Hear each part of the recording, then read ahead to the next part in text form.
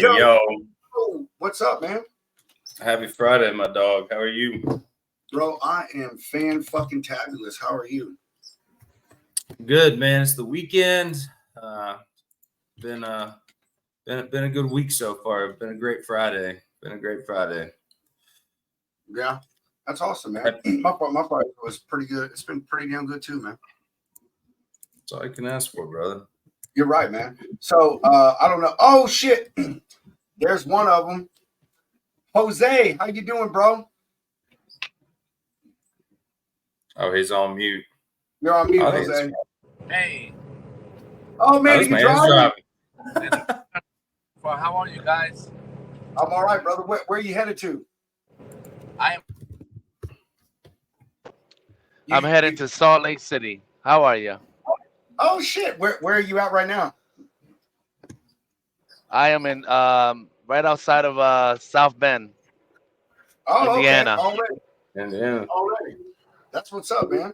Shit. LeBron. Yeah, I just came from Idaho. Oh, did you? Yeah, I just came from Idaho with a load of potatoes. Did my reset and then darted back out. Oh shit! You speaking Pedro's language right there. You are, Jose. I done been all up in this, bro. Oh man, I tell you what, I had a delivery to Wyoming, and there was a road I didn't know it split in 14 and 14A. All the GPSs and everything was telling me to go the right way, and I was like, damn, I really don't know. It was like in the middle of the night, man. When I tell you, I went on this road. And just to avoid 20 miles, next time I'll take that damn 20 miles. It was 10 to 12% grade, bro. All the way down, like 13 miles, bro.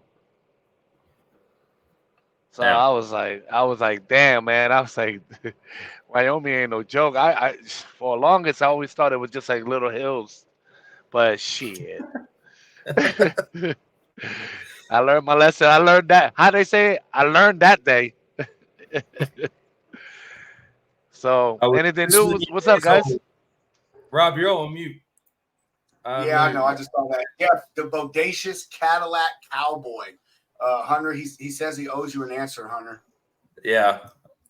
I asked him a question, but it can wait till Monday, Jeff. Jeff, he said, don't fucking bother him right now, Jeff. Absolutely. Oh, anyway.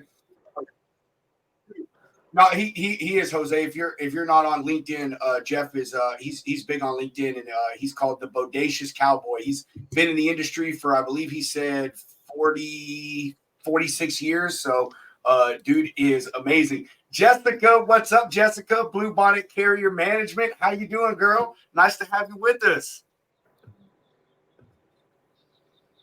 Chris, what's up, Chris? Oh, I'm sorry. Ticket Money. Ticket Money, Chris. Hey, you. My wife has a few choice words too, but you know. answer to everything except late for beer 30. Facts. I know that's Chris, where are you posted out of? Still daylight over there, well in.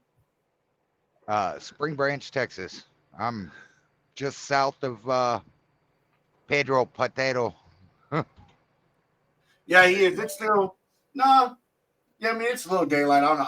I got tent on my office window, so I don't know. It looks really dark outside of me right now. Hey, he's hanging on to that daylight just a little bit. Yeah, that's where it's at. Hell yeah, man.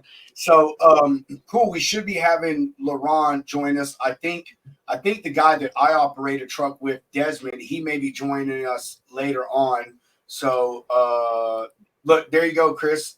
Jessica, she said Houston area. There you go. Nice. Yeah. Fuck yeah. Yeah, what I need is that hopper freight. Let's go, welfare wagons. Jessica, I need to get my my buddy. I need to get him to get with you on that frac stuff. I sent him your email, but I think he forgot because he has so much going on. So I gotta get him. Make sure he gets with you on that frac stuff. I told you we have that truck sent down in Houston. It's a power only, so that shit would be a sweet deal. But we'll talk about that stuff later. So What Hit we're me going up to on do, that too, because I can go power only under my authority too. well, I'll hook you up with her, man. Jessica Lopez, Blueberry. I keep saying Blueberry. God dang it. I Words can't are remember. hard. Dude, I know. Blue Bonnet Carrier Management. She does all kinds of stuff, bro, but she's got some ends to the oil fields and stuff, man, for like fracking and other stuff. So I'll get you her email, bro. You can hit her up and get with her, man, you know, and she can get you set up on something, I'm sure. So before we get rolling, we're gonna go ahead and drop a sponsor break real quick, and then we will get into our news segment, and then we will get into the main event. And before we do that, I'll explain the rules, the guidelines, how we're going to go about it. And this is going to be about you guys tonight. Ticket Money, Jose. It's about the carriers. I've got some good questions lined up for y'all, for you guys to answer. Give us your point of view, your perspective, your opinion, whatever you want to call it on these specific issues, and see where the show takes us tonight. So with that said, we're going to go ahead and give a shout out to our boy Jimmy Durden over there at AccuBid Pro.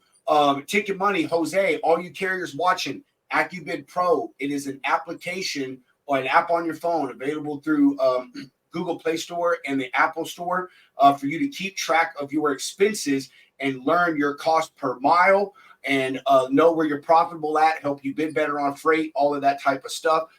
Jimmy is an incredible guy. The product is incredible. AccuBid Pro. And with that said, don't be a victim of cheap freight anymore. Take back control. These are turbulent times for the transportation industry, with companies merging or even closing their doors. Whether you're going out on your own or leasing on with a new company, know your operating costs. Look out for you and bid better with AccuBid Pro. boom, baby. AccuBid Pro. Give them a shout. Info is rolled at the bottom of the screen. We will also roll another commercial break for them at either the 45-minute or the hour mark. So be on the lookout for that. And our next sponsor is Freight Management Systems. They have an incredible TMS for you brokers and you shippers. It also is available for carriers. However, it is not. It doesn't do as much for you guys, but it does do a lot. It integrates with all different kinds of load boards, tracking systems, accounting systems, keeps track of all your documentation, just really does a ton of stuff. Amazing product. We had Henry on the show a while back, and he told us all about it. And again, with that said,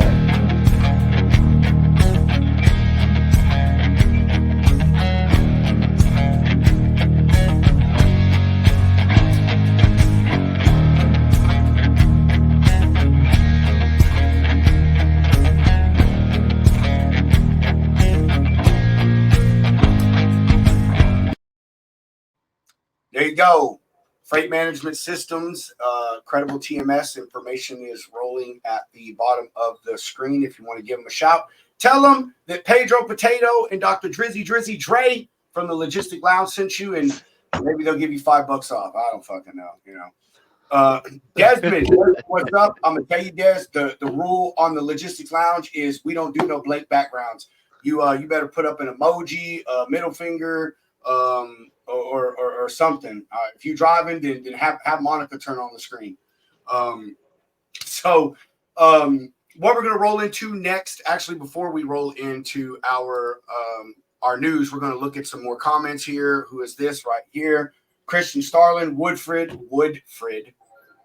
represent the ATL, the dirty.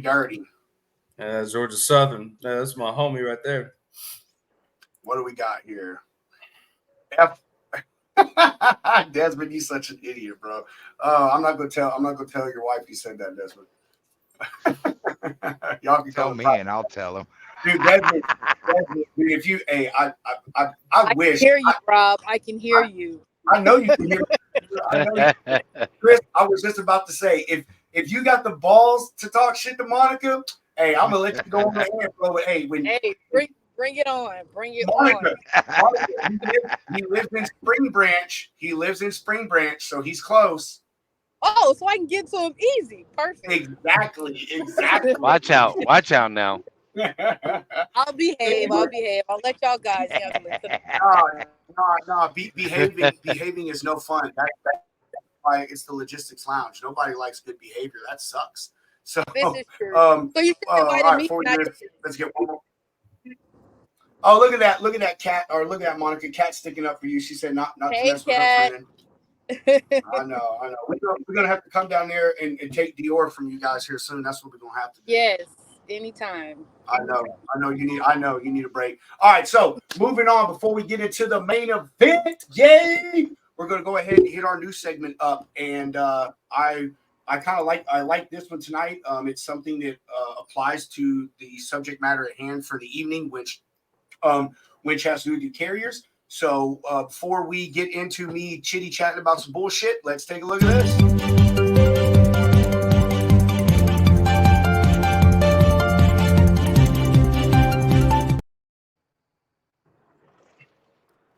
Boom. I love that.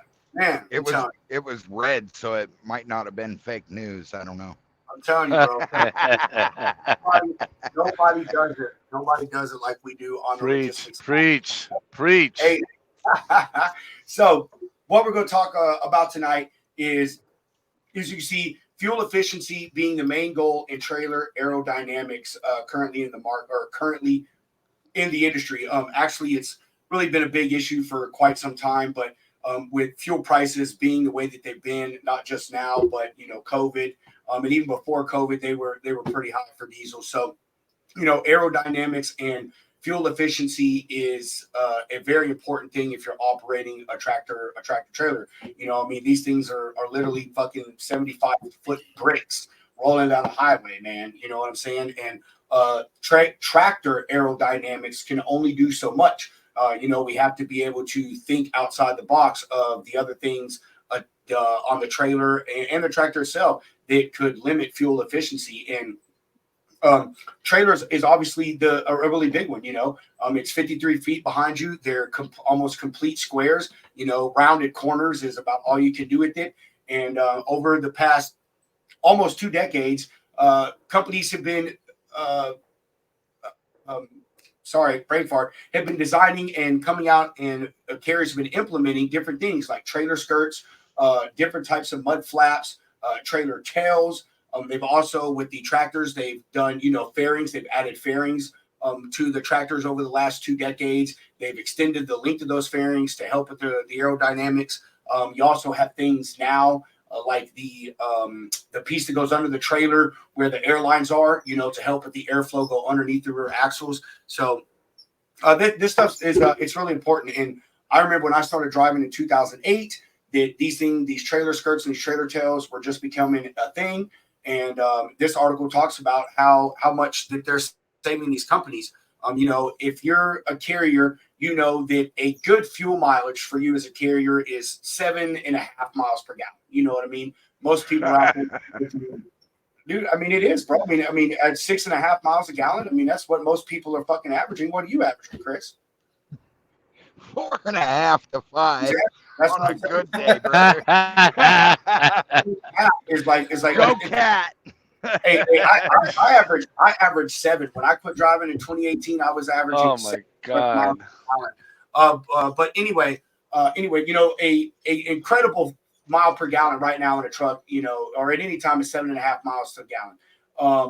Currently, most people are averaging probably 5, maybe into 6, mid 6s, and that doesn't sound like a lot. That 1 gallon or 1.5 gallon per mile. But it does. It accounts for a lot. When you're holding 200 plus gallons of fuel, that extra mile per gallon that you may get, that can account for 250 miles, depending on how much fuel that you have in your truck or in your tanks.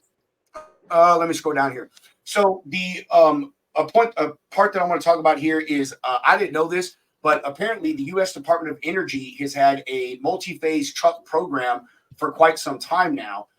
It started back in 2009. The government partnered with the truck company, Volvo and Navistar, Cummins and Peterbilt, and started implementing different trailer tools like these skirts and these trailer tails to see how much how much more fuel mileage we could get and how much more efficient we could be on fuel. So we, as a whole, consume less fuel in the industry. 10 years ago, as you can see, it said they were averaging 6 to 7 miles per gallon out of the products. With a good driver driving responsibly, they were getting 7.5. Now they're doing 8.5 on local hauls, and some of them are even seeing 10 miles per gallon on long hauls. That I actually find to be a little far fucking fetched. Please give me the data when you're doing 10 miles to the gallon, man. You know what I mean? But what I'm going to do is that has to do with speed. It does, man. I'm actually going to touch on that. So I will say that these tools. Here's an example of a fully decked out trailer. As you can see, it has the trailer tails right here, and then it has the skirting all the way around. So these tools are great, but they can only do so much for you. You know, aerodynamics is a huge thing. As I said, these things are almost perfect squares going down. So the point of this is to really get the airflow to just completely go down the side of the truck and over the top of the truck and create as little drag as possible. And ways to do that is, you know, even these fairings right here on the tractor itself. You know, a lot of trucks out there today, they don't have this fairing system. It's just a fuel tank with steps on it. And you don't think nothing about that, but I promise you that fairing right here missing off of the bottom of your truck, it does make a difference because air gets in there and it creates drag underneath your truck and back in towards the fifth wheel area of the truck. Same thing with the fairings that hang off the side of the cab that you can't see here. It's the same deal. If those fairings aren't there, wind gets in between the tractor and the trailer, it creates drag that limits your fuel mileage, you know, and ultimately costs you more money. So these are some of the tools that we're using right now to help with trailer aerodynamics and fuel consumption to take down our dependence and consumption of diesel across the market. And but along with that, Chris touched on it. Speed is honestly the biggest factor. I'm gonna tell you that. Me, when I drove, all I ever did was use cruise control. Even when I had a truck that would do 70 miles an hour as a company driver, I got bonuses for fuel mileage. Man, I did like 67 miles on cruise everywhere. And if I needed to pass someone, I'd hit 70. And even you owner operators, you know, everyone thinks, oh, the faster I go, the quicker I'm going to get there. And I'm going to drop something on you that I know a lot of people don't think about. If you're going 65 miles an hour over 10 hours, you can cover 650 miles, all right, without stopping.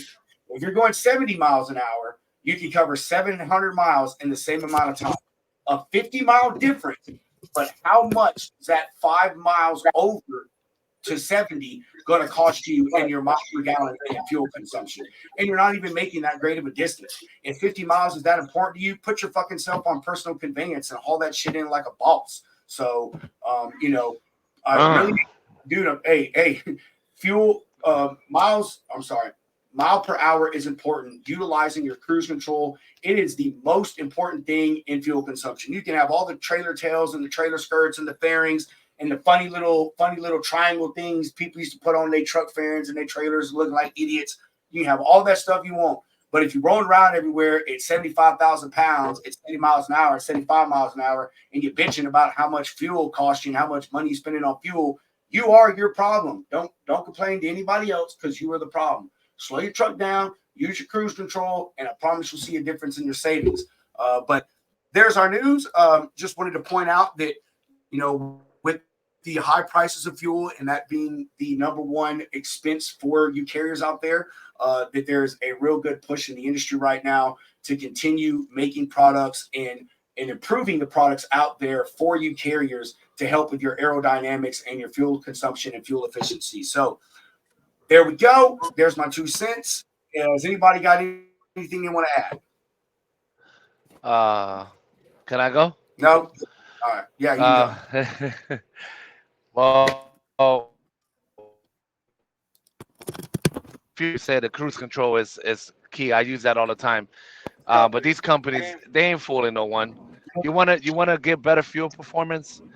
Take that DPF system the hell out of it. Let the engine breathe. That's number one. You know what I mean? Amen. Second of all, the engine, that whole system is designed to just break down. So yeah, you may save a mile per gallon more, like gain it like 8 miles per hour, like 8 miles per gallon or 7.5, whatever. But you're going to waste it back, throw it back into the truck when you break down for those stupid sensors that they put on there. The race, the vehicle can't go any faster than an hour because of a bad sensor. Then they can't regen and all this stuff. It's just destroying the truck engine. It's designed that way, and they're not fooling anyone. Okay. Another thing, I noticed the difference because I own a Freightliner Classic with a Cummins N14 Select engine in there, red top, and the engine itself, it has outperformed every engine except for the Detroit 60 Series. And I don't really know too much about the cats. I know that the cats are right there, but my friend has one, so I know that it's right up there with all those three engines. So that plays a part out of it on that whole thing. Now, as far as the trailer and everything goes, look, it's all going to change eventually, but if they really want to make a difference on your fuel performance, then they should make more vehicles how Peterbilt is making them. Peterbilt made a hybrid recently. It hasn't released it totally yet, but it's known to get 25 miles per gallon. Now, Damn. that's a significant difference. Instead of 1 or 2 miles miles per gallon, that is a huge increase. So, and that is probably driving with all the aerodynamics, stuff on the vehicle. But even so, if you don't even have that, they say you still get 20 miles per gallon. That's huge, dude. You know what I mean? That's huge, If if, if especially. I could tap in, if I could tap Yeah, go in, ahead. I mean, I'm 100% with you on Yes. Hey, that, hold on, Jose. hold on. Oh, Hey, that's Boss Laurent, yes, you Leroy. can tap in. That's me. Oh, That's me. What's up, Hey, people? How y'all doing? What's hey, going Hunter, what's up? Oh, that's our shut it down. Shut it down. The first one in effect. Yes, yes, Laurent, you can chime in, but if you would keep it short, because I really want to get to asking you guys these questions. I'm super excited Okay. about this, and I've got several questions, and I've got a few more people on than I expected, so I want to make sure you all have time. So, yes, chime Okay. in on what I'm gonna make it real quick. I'll make it real quick. You know, Jose, I think you're 100% right. You know, Rob, you're 100% right too. Use that cruise control. But a lot of things I think drivers don't look at and carriers don't look at is definitely proper vehicle maintenance, keeping those tires properly inflated. You see what I'm saying? And one thing that I Okay. do a lot of, Go I watch my weights, I watch where I run, and I watch what time of day I run. Okay. So 90% of my loads, I haul them overnight. Rob, you know I do that. That saves me significantly because a lot of people don't think about it. You going down the road with 40,000, 45,000 on your back. That truck is heating up. You're running the AC trying to stay cool. You're burning more fuel trying to stay cool, and the truck is trying to keep itself right. cool. So all those things play a role. You can't just jump in the truck, take off with a load, and then start looking at this, that, and the third, and being like, hey, why am I burning this amount of fuel and not understanding that there's several variables that go into it. Right. Yeah. And using proper additives to your fuel helps a thousand lot as Exactly. well. percent. I'm glad you said that, Laurent. I did not touch on those things, and those are all very good points, man. I mean, even in your four-wheeler, man, maintenance is a big thing. Proper tire inflation, keeping your fluids changed, your filters clean, doing all Right. those things it does, man.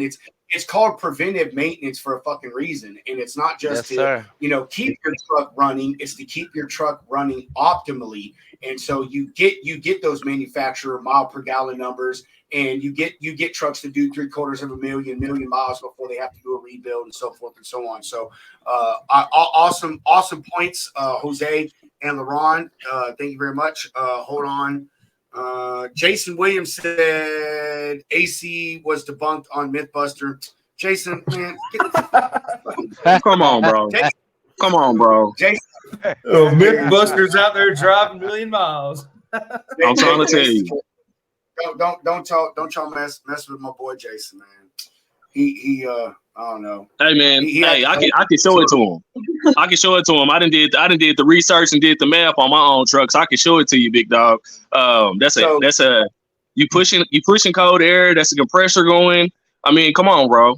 Common sense tells you that that's it's gonna burn more fuel because you're asking more out of the truck, man. I mean, that's just common sense. Yeah. Yep. The only thing that I want to say real quick is deleting these trucks. They're actually trying to make it a criminal act now to delete some of these trucks, these newer trucks. So, in fact, somebody was just recently arrested for it. So, check me. Look, if you don't want DEF on your truck, just, get a 99 or older and call her a day. That's it. Go back to your 4.5 miles per gallon and be happy with it like I am.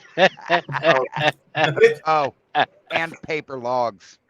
And paper Yes, logs. sir. Right. So with all of that said, you trail off motherfuckers. I'm the same way, bro. I don't know why I'm talking shit. I'm the same fucking way. LeBron and I'll get on the phone for like, man, I think that's this one question, and then like an hour and a half, goddamn later. Yeah, I know. Every time. Every time, bro, for real. So here's what I want to do tonight, guys. We've had a lot of other guests on, man. They talk about all kinds of cool things in the industry, so forth, so on. But I wanted to do a show that was focused around you guys, or I say Hunter and sometimes Chad and myself wanted to do a show focused around you guys. Ask some questions, get your guys' insight, your opinions on things, and just that's it. Get it from a driver's perspective. You got 3 brokers on the show, and then we've had other people that they're not drivers, and although they all know something about being a driver, or know something about the industry, they don't all know something about being a driver, and so it just thought it'd be good to hear stuff from you guys' mouths. So here's how I want to do things. I figured that we're going to do it pretty much like a proper debate style, which is pretty, ironic since right now, we're going through the presidential debates and stuff. So I got a list of questions, and I'm going to give each of you 2.5 minutes to answer the question. And at 2.5 minutes, if you are not done, then we are going to.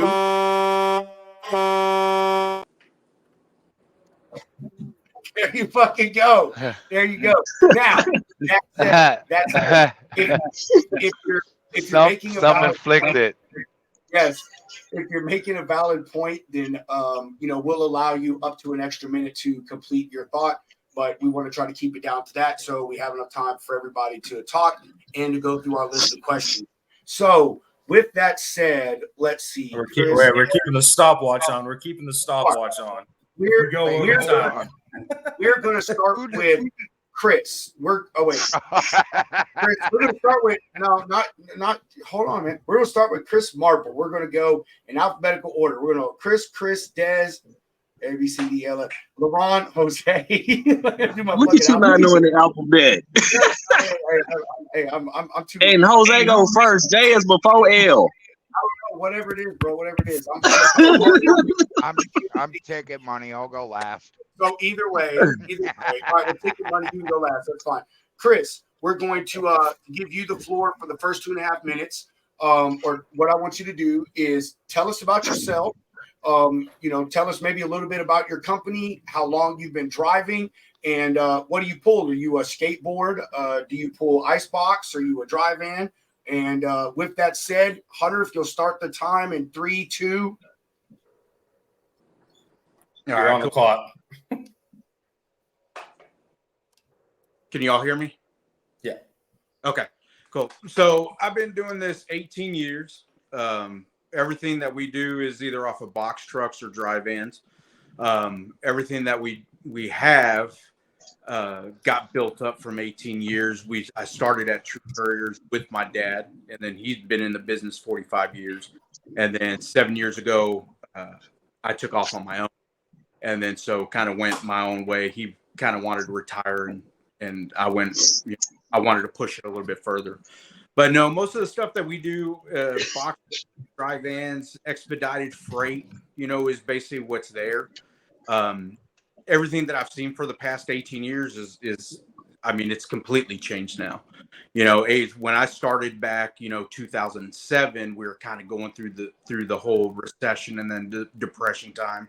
So I saw it that way. But now after COVID hit, I mean, the game has gotten flipped on its head. So there's been a lot of people that came in, on early 2020 and 2021 that they decided that, I'm going to buy a box truck, or I'm going to buy a tractor. I watched a YouTube video that said, I'm going to make $1 million in a year. And all of a sudden they come out and they find out it isn't anything close to what it is. So I mean, it's I've been there through the ups and through the downs on it, but I mean, other than that, I've been taught by guys that have been in the industry 40 years, 50 years. I've had a lot of guys, mentors basically that would tell me, no, don't do it this way, do it this way. So I've been able to get corrected before a lot of problems have come up, and I try to do that with everybody else. Like if I see people on Facebook that go, oh, I'm going to do it this way, I'd be like, you might want to go this way, dude. You're like, trust me, like I've been there before, do this. But no, I mean, it's what I'm looking at now with our freight recession that we're going through. It's a lot of drivers that are cutting each other's throats off. I see your hands going. Am I done?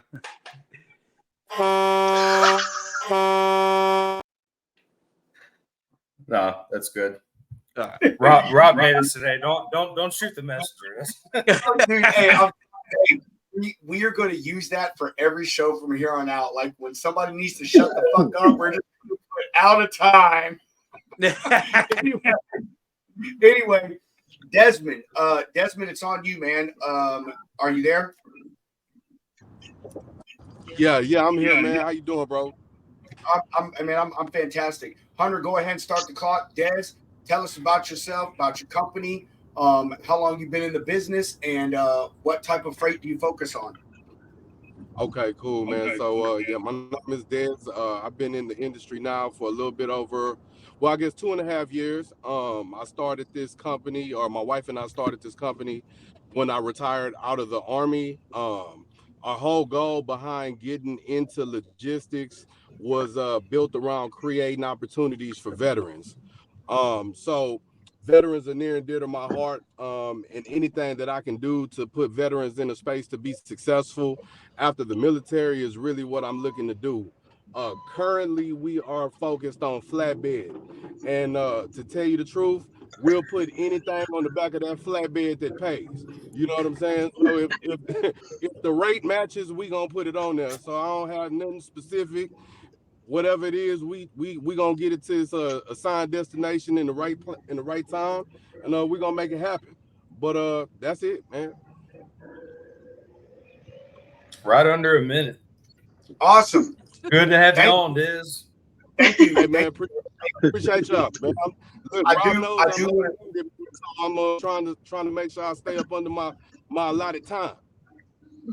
I want to say Desmond is the gentleman that I help operate a truck with, and he didn't float his own boat, but I'm gonna float his boat for him. He is a retired first sergeant from the United States Army. So dude has served our country honorably. His focus on veterans, that is 100% accurate. Everyone in our company, there's 4 of us, but all of us are veterans. Desmond is, both of our drivers are NCOs. I was in the military, so it is a focus of Des, and I love what he's got going on. So there, I took up his other minute and a half. LaRon, are you ready to go, LaRon? Yeah, I'm ready, big dog. You know I'm always prepared. All ready. Let's go, baby. All right. Well, I'm Run. Everybody calls me Run. They don't call me Lil Run, Rob. But hey, I'm gonna use your government name, okay? Man, you got it. We done talked about that before, bro. You got to cut that out now. Don't use my government name now. But I'm the owner of Batiste Transport and Logistics, man. I've been around this industry pretty much my entire adult life. I grew up driving tractors and combiners and hauling grain out the field. So, I've been around this forever. I started my company. My company been around now. I think that's when we restarted. We've been around roughly now. We're in our 10th year, so we almost 10 years. I didn't did a lot of everything, a little bit of everything. My expertise is definitely in the cold box, but right now I'm hauling drive-in. I'm enjoying it for the most part when I can make some money. Excuse me. I do a lot of like food grade stuff, like breader for different chicken plants and stuff like that. I do some mechanical parts and stuff like that. But man, mainly that's it, man. I been in trucking my entire life, and I was a broker at one point. So I sat on the side with Rob and my guy Dre is over there, Dr. Dre. It wasn't for me, so I got myself back in the rig. But I've loaded trucks. I actually started out cleaning when I first came back stateside. I started out cleaning truck stop bathrooms just to kind of learn more about the civilian side of things and how to get myself in the industry. It just gave me a little opportunity. But I've done a lot of jobs in this industry, not just driving truck. But that's it, G. Hey, Ron. Thank you. Mr. Thank you. Jesus. Anyway, but when you, I'm gonna call you by your goddamn government name. Anyway, all right, bro. I'll let you do it, bro. With that said, you got anything to say to these shitbag carriers and drivers as a former truck stop bathroom attendant? Hell yeah, man. Wipe it. First of all, y'all need to start washing that ass. Second of all, wipe that ass. Third of all, put your damn nasty ass shit rags in the toilet, man. I don't get it, bro. I done cleaned up some disgusting stuff, man. Yeah, I got to jump in on that. Last time that's a south of the border thing. Last time I was in a Love's, dude, I saw someone that had shit on the floor, and there were footprints walking out of the bathroom. Just shit stain. It was oh my god, bro! I just seen it all up the back of the toilet, all up the stall. Just you'd be like, man, like yeah, you got to clean the shower. Somebody took a shit in the shower, bro. It'd be like, man, who raised y'all, bro? Out there waffle stomping, man. So yeah, man. We definitely need to clean up that etiquette a little bit, man. These people working in these truck stops, they just trying to make a living too, man. They don't deserve that. So it's something we need to clean up, man. And people won't say the things about us that they say if we would take care of stuff like that. Yeah, not washing their hands when they go to the bathroom and coming out and touching everything. Facts. Disgusting. You see it all the time too, bro. You see it. I would say 90% of truck drivers, and I ain't trying to be hateful because I am a truck driver, but 90% of truck drivers, and I know this from, like I said, being in the truck stop, they go in, use the bathroom, and will not wash their hands. They go straight to the drink machine or go make a hot dog or something like that, and we wonder why folks coming up out of there with E. coli and shit like that, COVID and all this crazy stuff. Nasty motherfuckers. Bro, but most drivers are they nasty motherfuckers. Yep. Yeah, like 99% of the drivers that are out there is that are doing that are one group. There's a select few of us that are here from here. Yeah, that we're that 1%, and I ain't even gonna lie. That 1% of there's probably a good 60% of us, like you and I, Ron, and up here in the right above me and whatnot. They 1% of us that are out there. Piss bottles on the parking lot. That garbage. Yeah. Getting us kicked out of good parking spots. People, like Walmart and stuff. People letting us park in their private lots, and then you're gonna go and change your drums and brakes and all kinds of stuff, and then leave the parts that you just took off your truck, leave it in the parking lot. Like that's why we got kicked out of the parking lot over there in Lakeland, LeBron, because of stuff like that, leaving piss bottles. I remember you telling me that. I couldn't believe that, man. oil. Well, we had the same thing come up happen out here in Springdale. Where you parked your trailer at when you came to see me, Jose? We can't park over there no more. Out of time. I was about to say that, but before we do, no, your fucking new name is Leon. Damn it, Leon. Fucking Leon. Hey, you know what? Just don't call me late for supper. I'll wear it. Boss Leroy. That's how I know him by. Thank you, Miss Peterson. I appreciate that. Thank you. Hey, that's the every time I talk to Ron, believe it or not, I always think of that song Big Leroy Brown. And if y'all ain't never listened to that song, you need to look that song up. Hey, bro, wow. Baddest man in the whole damn town. Hey, come to Northwest Arkansas and ask about me. I got that reputation for real. Is that the song Meeting in the Junkyard Dog? Dun. That's it. Yep. Hey, all right. Jose, here is your 2.5 minutes. Hunter, you ready? All right, Jose, go. All right. I'm from Atlantic City, New Jersey. I was always around people with equipment like big trucks and stuff like that, but I never started trucking until like '09. But I always been a driver with like box trucks and stuff like that prior to that. I usually do LTL loads, multiple stops up to like 20, 21, 25 stops. That's my specialty. I used to go into New York like every day, Brooklyn, the Bronx, Queens, Staten Island, and Long Island, and I dealt with that for a long time, and it taught me how to, be a better driver, and and be taught me some patience in some way. But it's believe it or not, the New York drivers are very good drivers. They're just the ones that just get in the way are the bad ones because they just are having conversations. But anyway, my wife and I started Ocasio Logistics and in 2018, and right now my truck's in the shop getting rebuilt because the engine block is needs to be replaced. Because when I bought the truck, it had like a little problem. LaRon, you know that you know what I'm talking about. And Yeah, bro. to keep it short, but that truck is in there. So instead of just sitting around, I went and called my boy, and he told me to go drive with his company. So I'm driving under someone else for now. You know what I mean? And I'm making good money. I'm happy. I got my wife out here. We put our stuff in the storage, and she's a travel agent, and so am I. And we just doing our thing out here with our dog, and just looking at all, just enjoying the country, and just taking it all in. You know what I mean? So and Hey taking man, tell time them off. about your YouTube, bro. We have a YouTube channel that we have, and we started that about about a few months ago.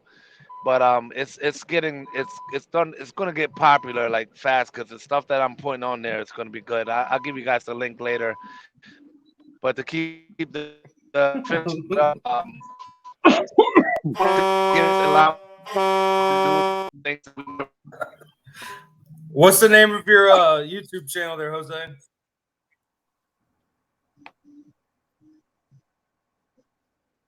Did we lose We him? lost him. It's my wife made the channel, and I try to tell her to keep it simple, but she,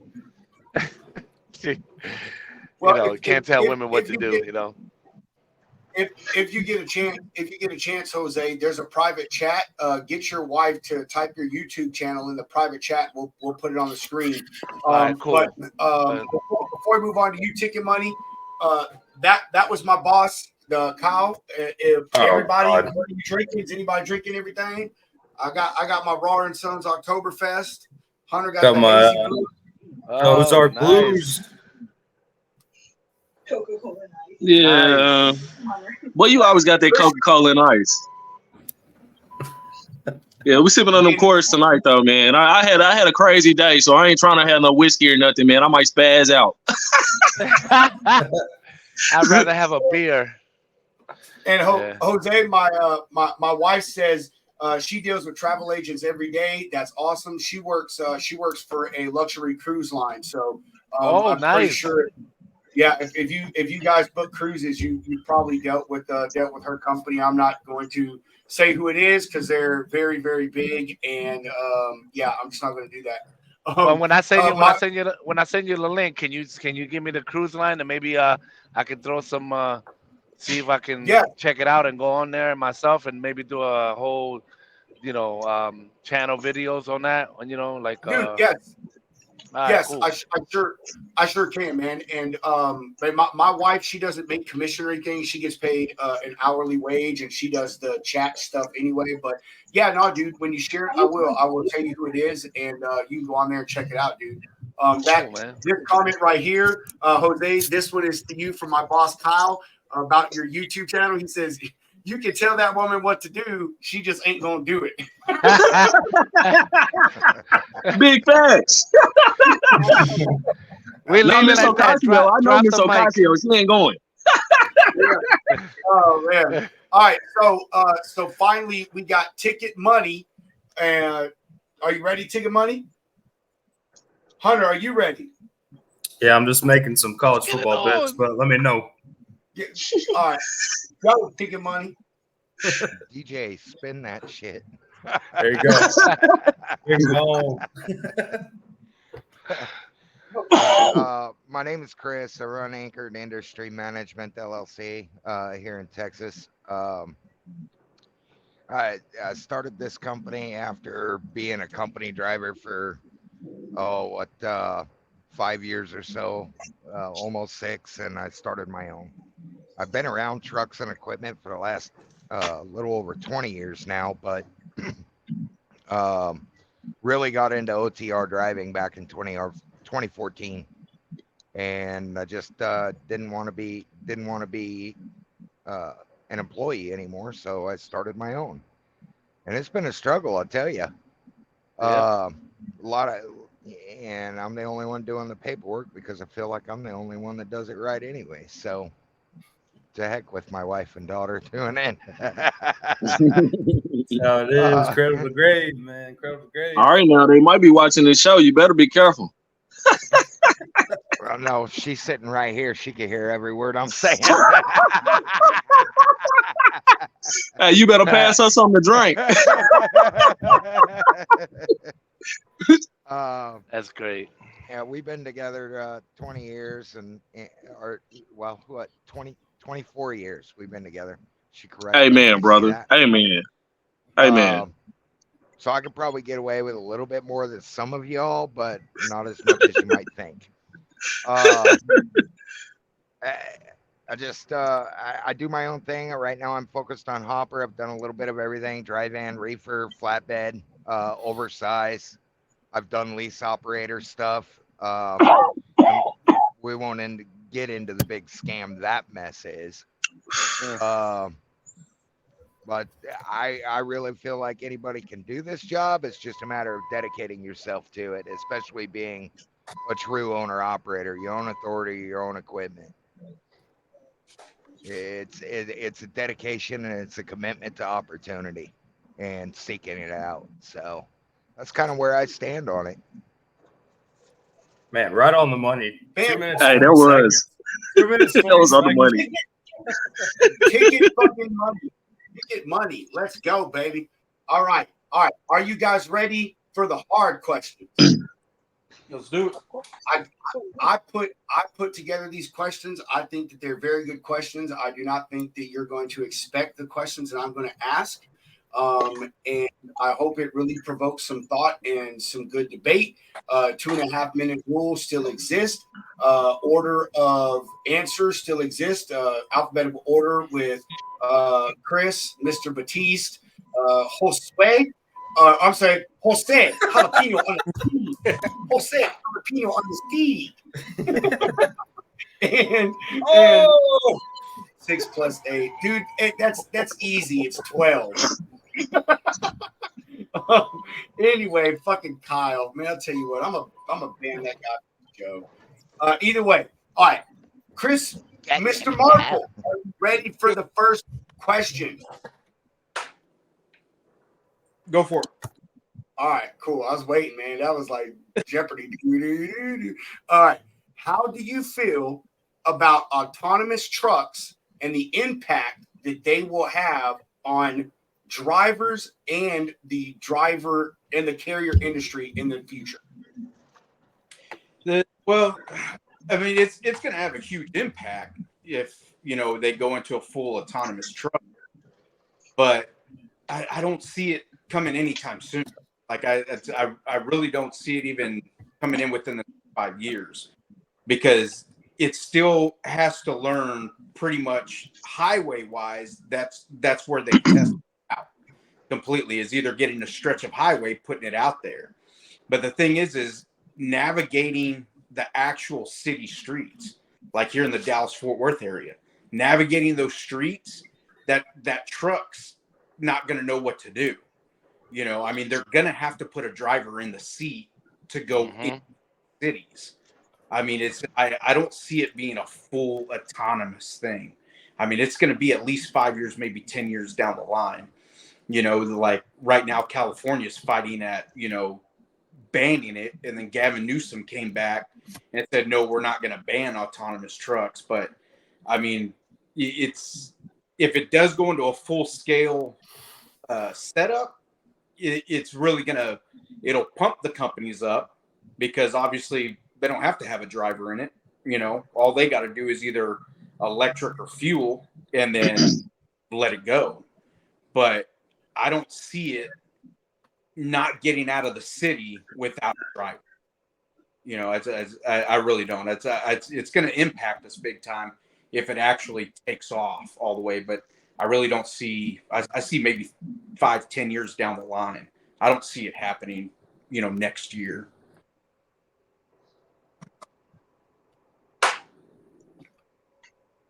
Awesome. Fantastic response. Thank you. Thank you so much. Chris, Mr. Desmond, would you like to comment about autonomous trucks and the impact that they may have on carriers or owner operators and the driver part of the industry in general? Yeah, absolutely. Man, I think, obviously it's going to have some impact on the industry, but, I think this is a business where you can't replace a human. I think having a human on ground for safety, for all of these other things is so important. And you can have an autonomous vehicle, but who's securing the load? Who's making sure that all of the things with these vehicles are providing the safety mechanisms that a human would, right? I know that this AI and all of this stuff is coming, but I don't think that you can ever replace a human. Humans are too valuable. There's too much experience, and you have to have somebody on ground who can navigate that system if the smart stuff stops working, right? Like, you can't rely on computers all the time, So I don't think that you will ever be able to fully replace the human component in this business. Damn straight. Damn straight. Amen. Fantastic response, Top. Yeah, that's what I'm saying, Top. Hey man, wait till I get a couple shots of this yak in me, bro. Man, you behind, bro. You behind. I think I'm like fucking beer 6 right now. I don't know what Hunter is. I don't know what anybody else is, but Rob's gonna be the drunkest one on the show for the first time. I'm on number 3. Hey, I will tell you. I'm still taking some shots though. I can drink beer all day long as I pace myself. Like I could, bro. I can just drink beer all fucking day. Like it just, I don't know, just done fabulous skills that you have, dude. Yeah, that's what it, bro. I can drink beer all day long, man. I'm sure your parents are proud of that. My mother, God rest her soul, she's here to see my bad. Oh, sorry. My dad, I love him, but I feel the same way with everybody, including my family, and that's if you don't like it, screw you. I mean, I'm That's not it, here. right? That's it, brother. I'm here That's for it, me. man. I'm here for me. Sorry for Anyway, your loss, brother. Sorry for your loss, by the way. I'm sorry, man. thank you, Hey, man. I man. appreciate it. Kyle Graves, again, that's why you got to have huge parking lots just outside big cities. Run autonomous trucks between cities to these big lots. Then every driver turns into a local driver, home every night, making $2,000 a week. Boom, mic drop. Fucking listen to Kyle. Oh my God, Kyle. Hey, I will say, Kyle is probably one of the smartest people I know in this industry.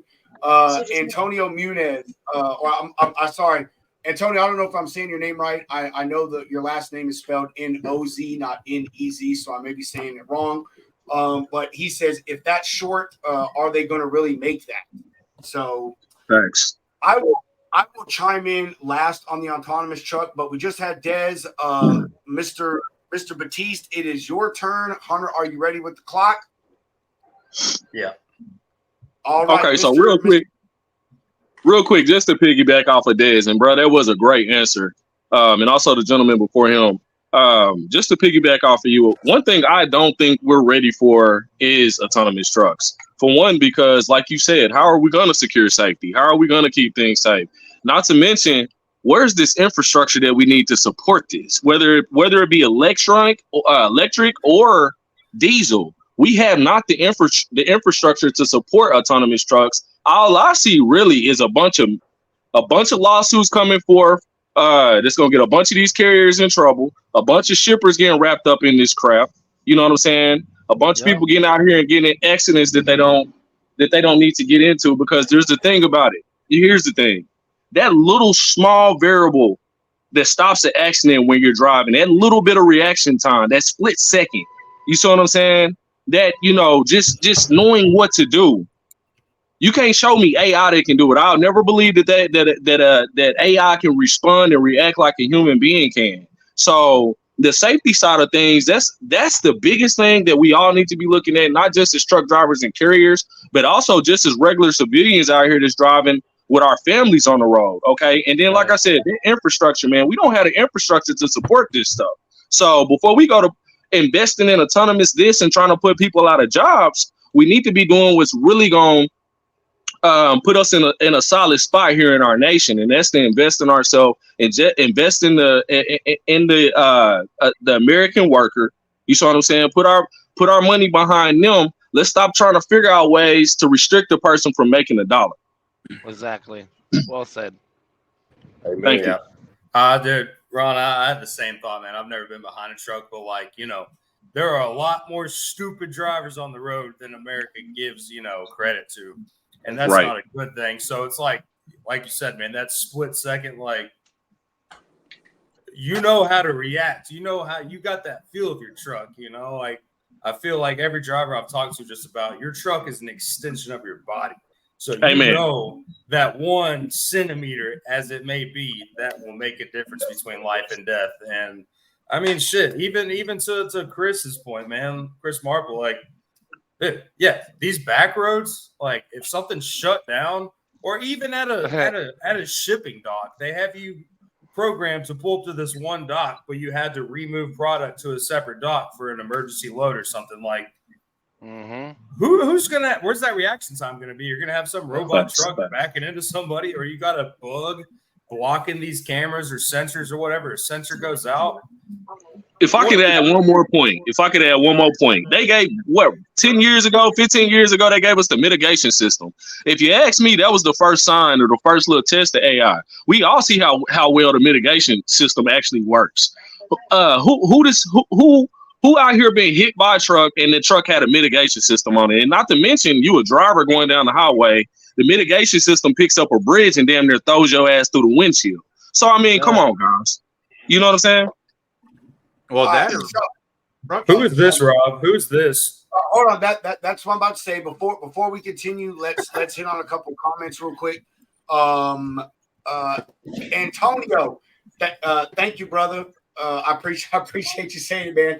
I'm from Tejas, so I think I'm pretty good with Hispanic names, man. You know what I mean? I hablo poquito español. You know what I'm saying? So there you go.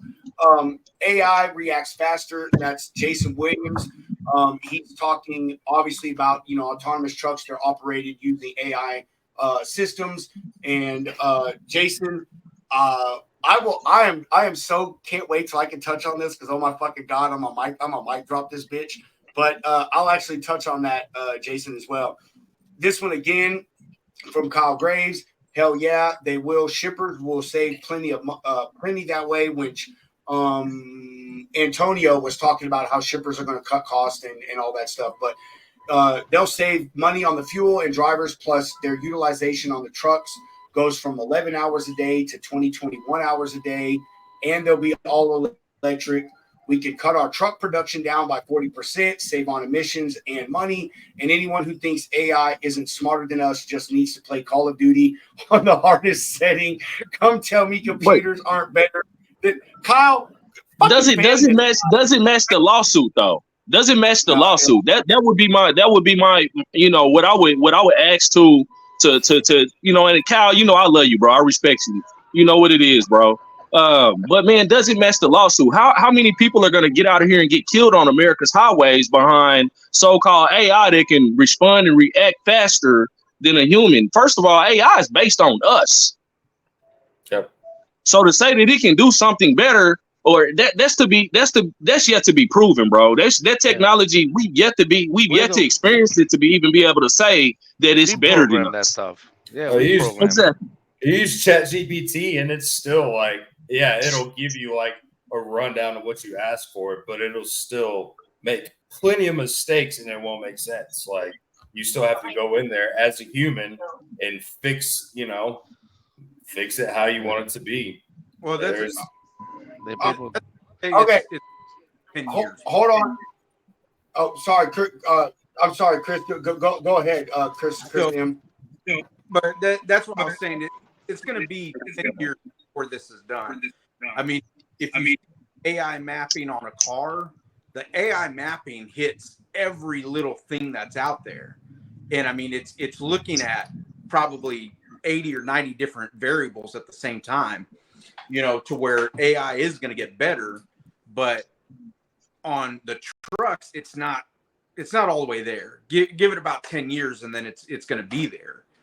But also at the same time, hit a construction area or something, where it's detouring somewhere else. I think that's somebody's parked. It's parked at the wrong spot on the corner, and they can't make that turn. What are they going to do then? You know what I mean? They can't. Yeah, that's what that's the stuff that it's going to run into. And like somebody put on the previous comments, they might make satellite yards outside the city. They might make up in Denton or Sanger up in the north side of the DFW Metroplex, or the south side of Fort Worth, south side of Dallas, and all that area. And then it drops the trailers there, and it's got a map on what door to drop it at. And then a day cab comes, picks and then boom. Exactly, a human, like Dad said, a human will have to come and finish it. So it doesn't matter. They can't get rid of the human being. Yeah, and the driver that is exactly what you're saying, man. It's they're not getting rid of that. I mean, could y'all imagine the amount of regulation that is going to be inside of that? Like, how do you deal with DOT with an autonomous vehicle? Amen. Right, like Amen. They run. Thank you. This is probably, man. What are they going to do? Arrest the truck? Oh man, like I wouldn't even want to deal with it. I mean, yes, there's a lot of pros, but there are a lot of cons that I think people who are excited to experience this new wave just aren't even considering. Because I mean, it's hell dealing with DOT when you have a human. I mean, there's naturally, if there's an autonomous 18-wheeler on the road, you're going to have to add different standards to the inspection requirements on a regular basis. That's probably just going to be out of this world. And to add to that, that there's a driver. Go ahead. Actually, Jose, I was just about to say it is about to be your 2.5 minutes. I got another question I want to ask, but I need you to chime in on this, and then we need to do a quick commercial break and then move on to our next question. So go ahead, Jose, it's on you. All right, now the thing that gets me is that they want drivers to be sitting in the passenger seat and these trucks to take over. Like, you know what I mean? Okay, who the hell wants to do that? They taking your jobs. You're gonna sit there and help a system that's designed to take your job. Like, you know what I mean? You either gotta be stupid, naive, you don't know what you're doing, or you're just a lazy ass driver that don't want to drive, that don't want to work, and wants easy money. I don't know about you, but I'm gonna have a hard time trying to sleep when I know there's no one behind the damn wheel driving down the highway. You know what I'm saying? There's no way that I can sleep comfortably and know that this truck is going to go down a hill, a mountain. You know what I mean? And everything's going to be all right. You know what I'm saying? I just feel like it's 10 years is still way I think it's going to be like 15, 20, close to that. And the guy said something about electronic vehicles, whatever. We don't have the infrastructure, just like LeBron said earlier. Plus, where the hell they're going to get the batteries? Where the hell they're going to take get rid of the batteries? You know what I mean? Discard them when they're not good. They can't. They have no place to do it. You can't recycle them. You can't Amen. recycle them. So what and the logical thing that they're trying to pass on to someone about, oh, it's better for the environment. It takes more fossil fuels to produce the electrical batteries of the trucks, the battery, the lithium, than what we're using now. It's gonna, like, I don't understand like why people don't see this. They just trying to get people's money to invest and then say, oh, it didn't work out, and keep people's money. Amen. I think that's what's happening. I think that's what's going It's on a with this scam. thing.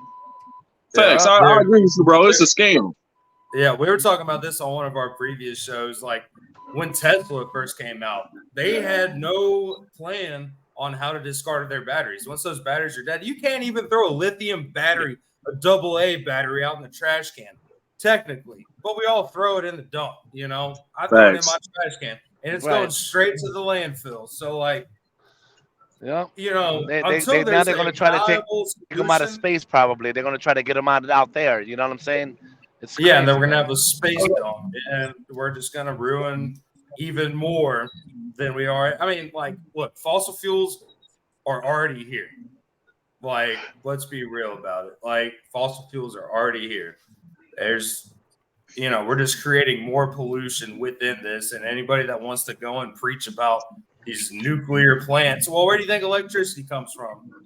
Right. Even But like, Bingo. Hey, okay, so I'm sorry, but I'm sorry, guys. I still got more questions. We're trailing off. I do yeah. want to say, only because someone brought it up, or because it got put in. Autonomous and EV is obviously, or it is different. I will say that. I want to point out that I am a staunch fucking person against EV. I think EV is bullshit. And I'm gonna tell you this: if you're for EV, I'm sorry to say, but personally, I think you're an idiot, because if you're for EV, you're for child slavery, you're for human trafficking. Amen, bro. Preach that shit Thank again, you. bro. Somebody Preach said that something again. about that. Thank you. Amen, bro. You're for child slavery. You're for slavery. Period. You're for human trafficking. You're for ruining the environment. And everyone hit on this. And poisoning these people, poisoning them. Kyle Graves hit on this. Lithium comes from third world countries, which is where all this happens. It is 100% ran by the three things I just said: child slavery, regular human slavery, and trafficking. Exactly. It also destroys the earth. How are you going to make something that is supposed to be better for the earth when you destroy the earth? It takes an average of 18 months before you even start giving back to the earth from what you took away from it. Damn it, boy. Look at that. It takes 3 times as much petroleum products and minerals from the earth to make an EV than it does a standard petroleum vehicle. Not to mention, even here in America, up in Nevada, we are literally trying to take over a Native American sacred land and also take water away from the surrounding farmers and citizens of that area, which to run a lithium and cobalt mine. It'll take 2 Olympic-sized swimming pools per fucking minute to run this thing, and nobody gives a shit because it's all in the name of profit, man. Don't give me on It's the a EV. scam, bro. It's a scam, bro. I could go for an hour without stopping on EVs. Finally, we're going to get to ticket money, and then I'm going to say my part on autonomous trucks. It'll be a minute really quick because my shit, I know that shit. Ticket money, what is your opinion on autonomous trucks and the impact that they will have on the industry and specifically more so the drivers? I think that right now it's not something that we need to worry about it now. Yes. The problem isn't that we're looking at impact in 5, 10, 15, 20 years.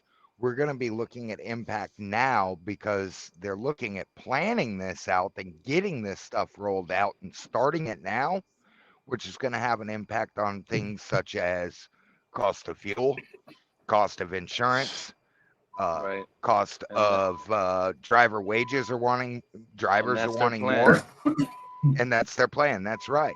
And the other big cost that we're going to be looking at is a fluctuation in rates. If they're doing this autonomous crap, let's look at the Amazon load board.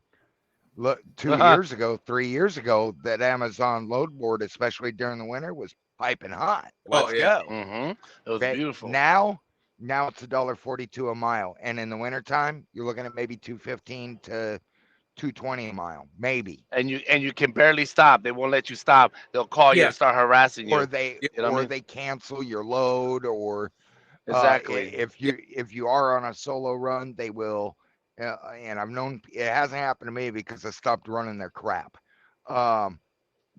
But I know some people that have ran it and they were on a solo run. They were on their 10-hour break, mandated break.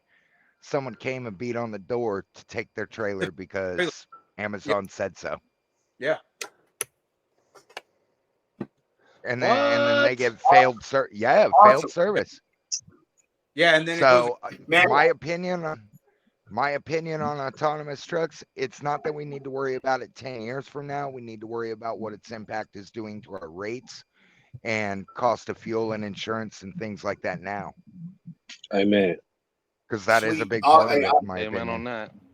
Your turn. That's a great point. And I mean, everyone here, so far is on the same consensus. I'm gonna add my 2 cents in, but before we do that, and Antonio Munez said this, but if you're for oil, you're for war. It also involves all those negatives. Doesn't matter. USA kills children for oil all the time. I won't get into that. That is kind of a political thing, but I will say I agree with you on that a lot. I am a conservationist for the planet. I think that humans are the worst thing that ever happened to the planet Earth personally. But the fact of the matter is that fossil fuels are the only consistent, reliable, and dependable energy source that we have right now. They can power everything we do. And even if you go EVs, just like other people said, what do you think powers these fucking EVs? It's coal powered plants. It's nuclear powered plants.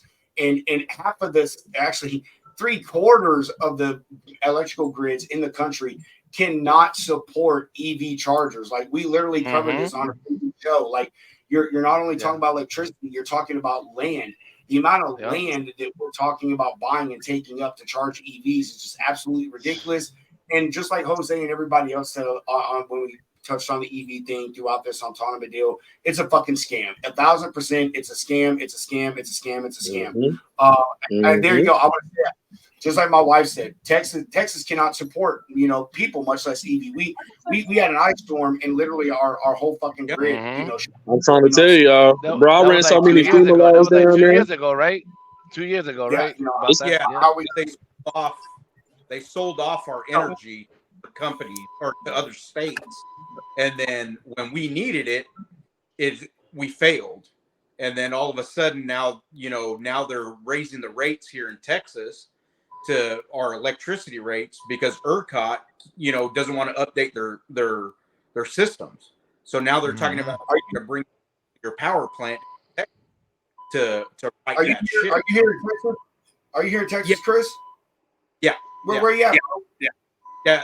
Dallas, Fort Worth, Fort Worth, and Springtown. Where in Dallas, Fort Worth? Like, are you in Dallas? Are you in Halton City? Springtown. It's north of Fort Worth. Motherfucker, that ain't nowhere near Fort Worth. Goddamn, he talking about Dallas, Fort Worth. You're like an hour outside of Fort Worth. Man, goddamn, what you talking about? Anyway, so my quick little 2 cents on the autonomous truck. So first off, I want to say that there was a video article, whatever you want to say, that came out a few months ago where literally bird shit stopped an autonomous truck. A bird shit. That's what I was bringing up, dude. Yeah. Hey, be quiet. I'll let you talk. Oh, don't make me turn on the horn, buddy. On one of the cameras, and it completely stopped the truck. That's crazy. I think honestly, I hate to say this, but California, that bill that they're putting through or trying to put through, I believe that is a good thing, man. You know, autonomous trucks, I don't give a shit what anyone says about this AI and how they're safe and whatever. I don't trust technology in any sense, not even my cell phone. Technology can fail. All these drivers, they trust these GPSs and even ELDs. Like, your ELD fucks up all the time, and you got to go back to using a pen and a piece of paper. So I don't trust technology. I'm not saying that I don't think it will be a thing. I just, as everyone else has said, it's not a thing that's going to happen soon. Just like the EV stuff. Do y'all know that electric vehicles have actually been around for more than 100 years, and we still haven't figured it out. If you're not a history guy, go check your history. EVs have been around for more than 100 years. We still ain't got the shit. What about the guy that created the first water engine? Yeah, yo, you took the words out of my mouth. That guy they killed that guy, man. See, y'all gonna sidetrack us, bro. That's why I ain't say nothing. Y'all finna sidetrack the shit out of us. Oh, come on, Ron. Let me finish on be under my 2.5 minutes. The autonomous thing, I don't think that we are ready for it. I think that the best case scenario is honestly to have drivers in the passenger seat and to be aware. And I know that may suck, but as long as they're going to pay you the same rate per mile or like a hefty ass hourly wage, you know, $50 an hour, some shit like that, I think that it could work out for carriers if there is, or even owner operators or company drivers, whatever, if they're able to do it properly to where you guys make money. Now, on the owner operator sense, I don't think that it'll happen probably within the next 2 years, because owner operators aren't going to be able to afford the technology and the refitting or retrofitting that it's going to take to implement those systems on their truck. So we're still a far way off from that. It's just another one of those things that everybody's pushing. Oh, technology, it can do this, it can do that, so forth, so on. We're trying to rush things, and when you rush things, you make dumbass decisions. And I just don't think we're there yet. So, boom, there you go. So there's we're going to just like they got rid of the middle class. They're trying to get rid of the owner operators eventually. Show me an autonomous truck that can shift my 13 stick. Bingo. There you go. Watch out, Chris. Robert told me before this podcast that he thought, I don't know, that's probably Kyle. That's probably fucking Kyle. Shut the fucking Kyle. God damn it. Dude, Kyle is Hunter, my wife. They keep trusting these AIs. I guess they never seen Terminator, the movie. Yep, right. Facts. Or iRobot. Set the fuck. All right. Okay. That's hold on. Hey, Terminator. Wait, before we continue, we need to do a quick commercial break. I forgot. We need to do a quick commercial break, gentlemen. So if you would, just hold with us. As you can see right now, we have freight management system on the screen. Information is rolling across the bottom of the screen. They have an incredible TMS, specifically more designed towards you brokers and you shippers. If you're looking for something that can help you streamline your operations, make everything more efficient, more effective, then I recommend that you give Henry Sheldon and his people at Freight Management Systems a call or an email.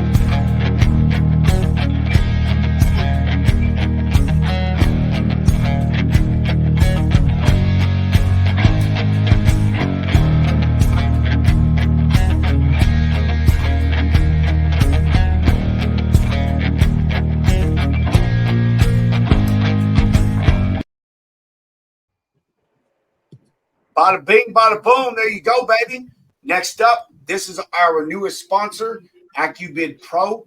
For all you owner-operators out there, or even you lease contractors, AccuBid Pro is an app that is available on the Google Play Store or in the Apple Store. It helps you keep track of your expenses for every load that you run and helps you calculate your cost per mile. And if you don't know, your cost per mile is important. That is what it costs for you to run your truck per mile. And if you know that, then you know anything over that is going to be a profitable run for you. And Jimmy Durden and his people have put together an incredible app. I have downloaded it and inputted some test data myself, and it is quite an incredible product. So go ahead and give them a shout. Information rolling across the bottom of the screen. Don't be a victim of cheap freight anymore. Take back control. These are turbulent times for the transportation industry, with companies merging or even closing their doors. Whether you're going out on your own or leasing on with a new company, know your operating costs. Look out for you and bid better with AccuBid Pro.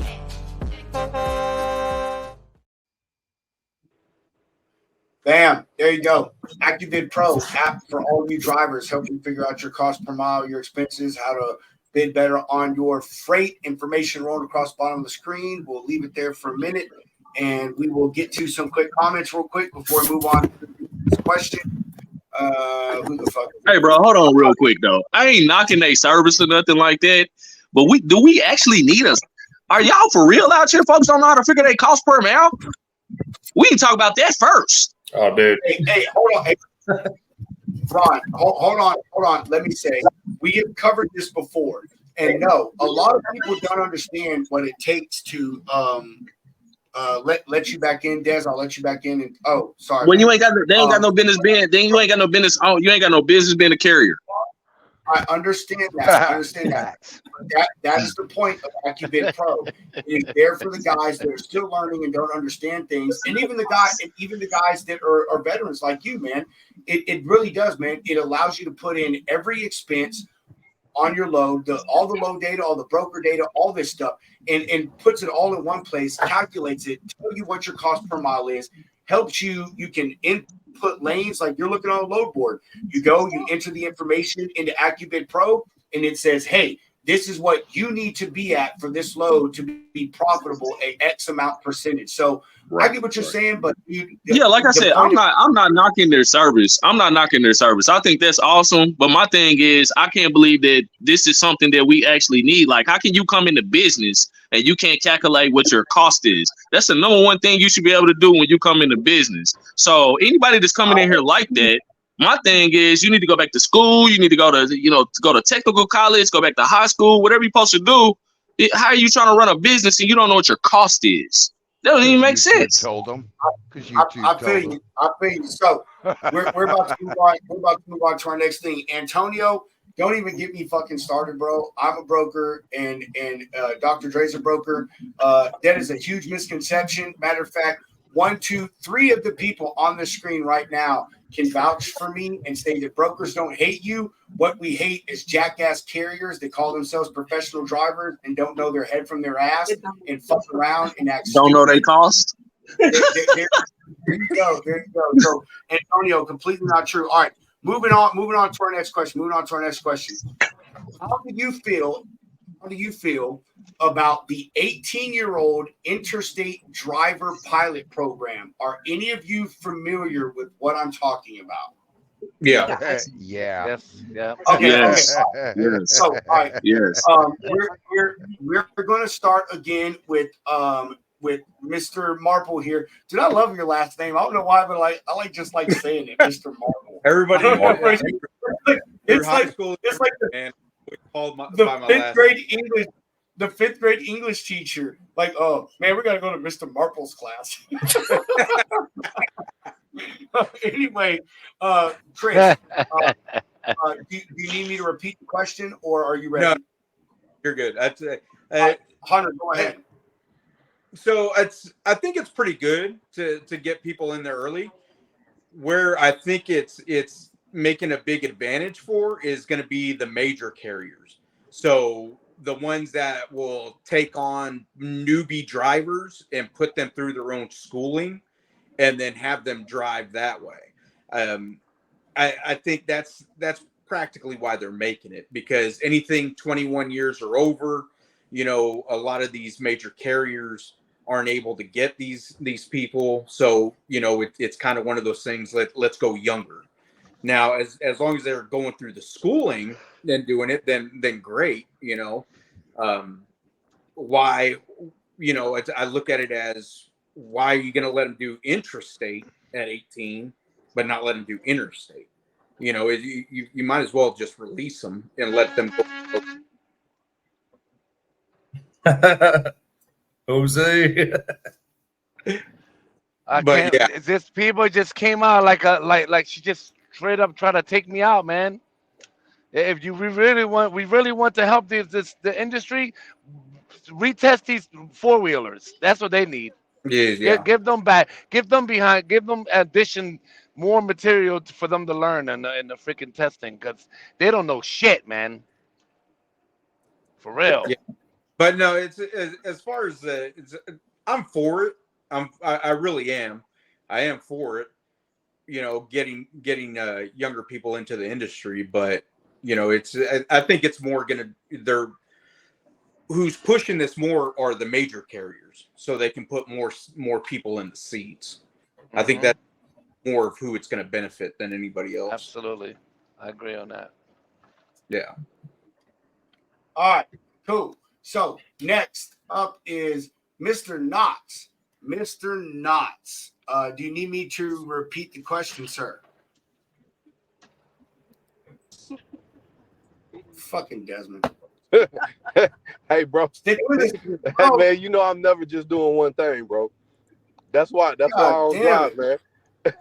All right. Listen. How do you feel about the 18-year-old interstate driver pilot program? And what that is it is a program that some states are testing out to allow 18-year-olds to drive out of state, which normally the age for that is 21. How do you feel about 18-year-olds being able to drive over the road like Garrett and Josh do? You know, bro, I have mixed emotions about this. You know what I'm saying? I mean, like, on one hand, bro, I can put a 17-year-old kid in the army and then send him to Iraq or Afghanistan, right? You know, so if I can put that same amount of trust in a 17-year-old kid to deploy and fight for the country, then why not be able to put him in an 18-wheeler? I say that the issue would be with the training. I think the training would be key, right? And making sure that people that they put behind the wheel take it serious enough to be able to understand what they're driving. I mean, if you put an irresponsible person in an 18-wheeler, you turn an 18-wheeler into a weapon of mass destruction. Good answer. Thanks, babe. But I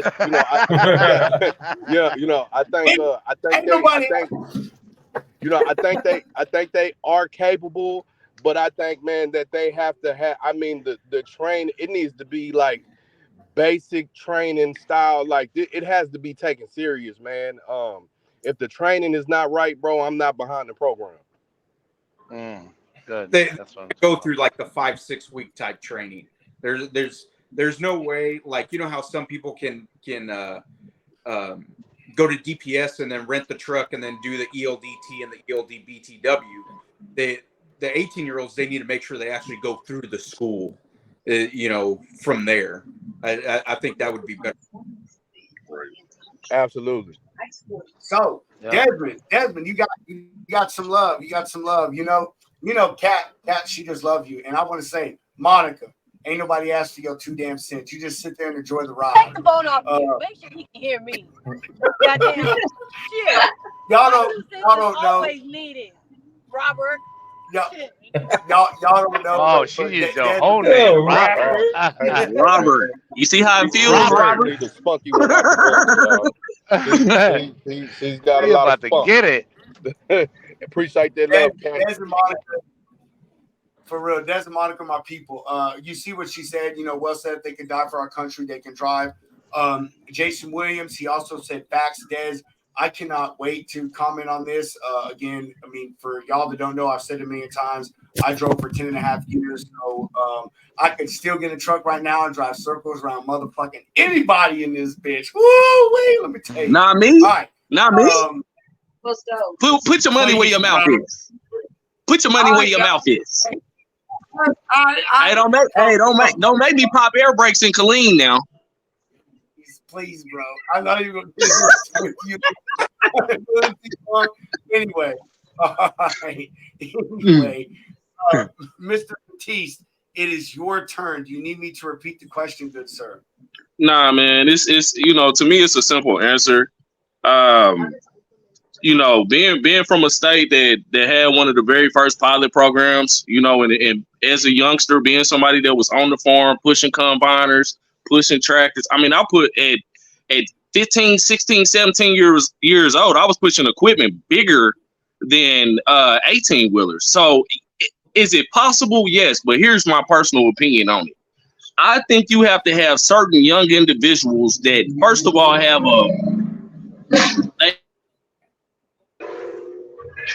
they gotta have a love for the industry.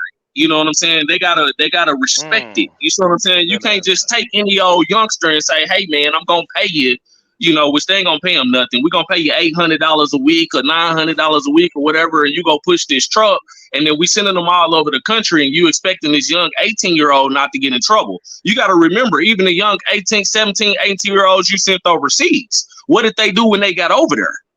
They made mistakes. You see what I'm saying? So at the end of the day, I struggle with it. It's not something that I necessarily say we shouldn't do, but I also don't support it 100% because you got to think about it. The youngsters out here these days, they can't even read. Most of them, they wear hoodies in 120-degree weather and shit. So I mean, what do we expect? You see what I'm saying? Yeah. I think we are really digging deep to put this responsibility.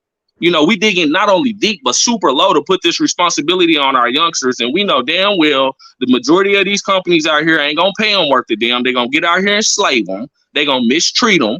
You see what I'm saying? And they're not gonna last anyways. It's gonna be a job for them. It's not gonna be a career. So to put exactly, and that's the other part. Just like you said, my wife just said, it's gonna make by the time this is something that's in full effect. Can you imagine what the insurance premiums is going to be? You see what I'm saying? For everybody, not just carriers, but brokers and everybody else, just to even fool around with this, because, you're really taking an immature mind and giving them a lot of responsibility. The mind isn't mature for males at least, until you're 25. You know what I'm saying? And this is a male-dominated industry. You taking a youngster that is, nowhere close to being 100% mature, and you trusting them with a weapon of mass destruction. We can play them games overseas, which we shouldn't play those games overseas, but can you imagine what that looks like if we start playing them at home?